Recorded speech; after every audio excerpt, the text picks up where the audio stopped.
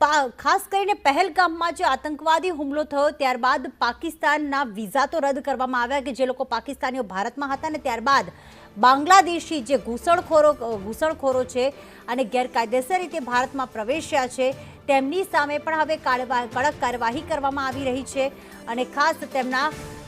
Documentation ચકાસવામાં આવી રહ્યા છે અને ત્યારબાદ હવે તેમના જે ગેરકાયદેસર દબાણો હતા તે પણ ક્યાંક તોડી પાડવામાં આવી રહ્યા છે। ચંડોળા તળાવ વિસ્તારમાં મેગા ડિમોલેશન 2 દિવસ સુધી ચાલશે અને કોઈપણ પ્રકારનું ઘર્ષણ ન થાય તે માટે 2000 પોલીસ જવાનો છે।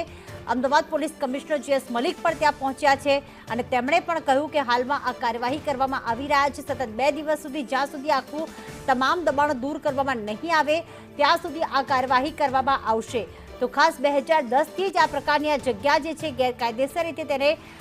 દબાણો કરવામાં આવ્યા હતા ત્યાં સુધી કે અંદર પ્લે ઝોન, કિડ્સ ઝોન અને પાર્કિંગ ઝોન પણ બનાવવામાં આવ્યું છે અને ખાસ એક મોટું ફાર્મ હાઉસ, ભવ્ય ફાર્મ હાઉસ પણ બનાવવામાં આવ્યું છે અને અનેક ગેરકાયદેસર પ્રવૃત્તિઓ આ સ્થળેથી ચલાવવામાં આવતી હતી અને અત્યારે હાલમાં ઓપરેશન ક્લીન ચંડોળા જે છે એ હાથ ધરવામાં આવ્યું